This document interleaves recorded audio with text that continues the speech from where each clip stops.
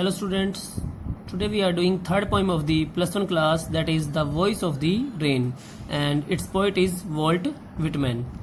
तो इस पोएम में हम देखेंगे कि in this poem the poet sees gently falling shower and ask it who is it.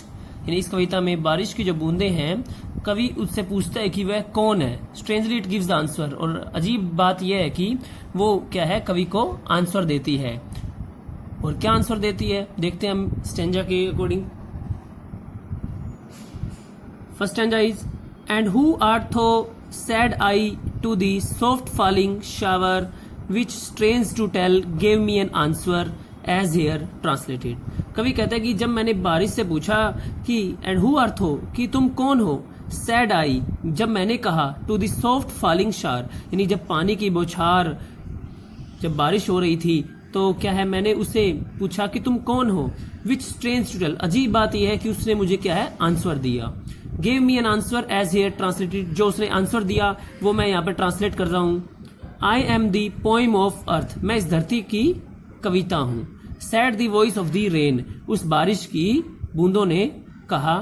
Eternal I rise impalpable out of the land and the bottomless sea, कहता कि मैं जो हूं इस आई राइज इम्पेल्पेबल, यानी कि मैं इस अनंत, यानी कि जो इस धरती जिसका अंत नहीं है, जिसका अंत नहीं है, मैं वहां से उठती हूं। एंड द बॉटमलेस सी, और ऐसा समुद्र जिसका क्या है, तल नजर नहीं आता, उस समुद्र से। यानी क्या है कि मैं इस धरती से होती हुई और समुद्र के रास्ते से क्या है, इस धरती से उठती हूं। ये क्या है, बारिश ने कवि से कहा।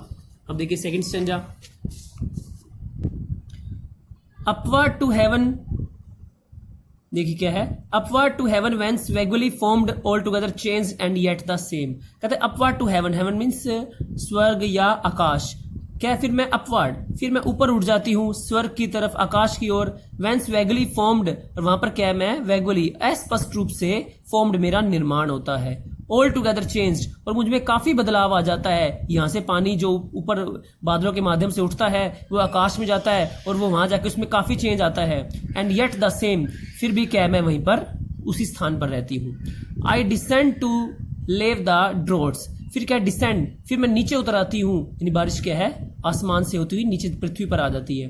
टू लेव द ड्रॉट, जहां पर सूखा पड़ा है, सूखे को दूर करती हूँ। Atomic dust layer of the globe, इस पृथ्वी पर जो मिट्टी के कण हैं या परतें हैं उनको क्या है, साफ कर देती हूँ। यानी बारिश की बूंदें क्या करती हैं, बारिश क्या करती है, मिट्टी को बिठा देती है या मिट्टी को साफ कर देती है।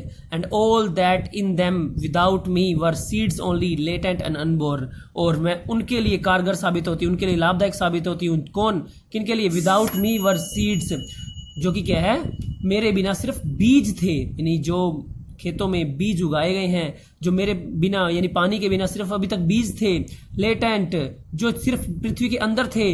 अनबोर्न, अभी पैदा भी नहीं हुए थे, बाहर भी नहीं निकले थे, मैं उनको क्या, जीवन प्रदान करती हूँ। यानी सेकंड स्टेंजा में देखिए क्या कहा है कि मैं पृथ्वी से होती हुई, समुद्रों से होती हुई क्या आकाश में जाती हूँ, वहां पर मेरा निर्माण होता है, मेरे अंदर बहुत कुछ बदलाव होता है, लेकिन फिर भी मैं क्या, वहीं रहती हूँ। और फिर मैं नीचे आती हूँ जमीन पर, सूखे को दूर करती हूँ, और डस्ट लेयर्स, मिट्टी के कण हैं, उनको क्या है, दूर कर देती हूँ इस पृथ्वी से। और जो मेरे बिना जो बीज उगाए गए थे, जो अभी तक बीज ही हैं, छिपे हुए हैं पृथ्वी पर, और जो अभी तक पैदा भी नहीं हुए, उनका क्या, निर्माण करती हूँ। ये क्या था, सेकेंड स्टेंजा। अब देखिए थर्ड स्टेंजा।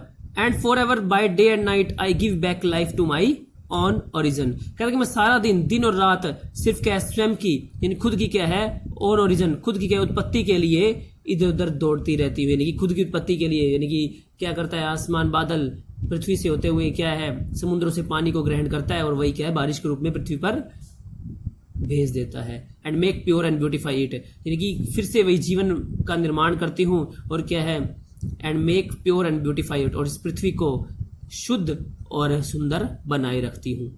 तो ये था बारिश के बारे में। अब इसका कंपैरिजन सॉन्ग से किया गया है कि जैसे for song issuing formed it's birth place, जैसे कि कोई गाना है, किसी ना किसी बर्थ प्लेस, उसका भी कोई जन्म स्थान होता है, कहीं से वो पैदा होता है, कहीं गाया गया होता है। आफ्टर फुलफिलमेंट एंड वंडरिंग, जब लोग कहीं से निकलकर लोगों तक पहुंचता है, घूमता फिरता लोगों तक जाता है।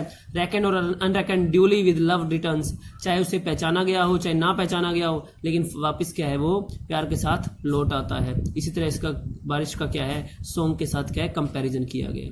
तो ये क्या थी, एक सुंदर सी पोइम थी, the voice of the rain, किसके द्वारा लिखी हुई, वॉल्ट विटमैन के द्वारा। आई होप आपको समझ में आ गई होगी। Thank you for watching.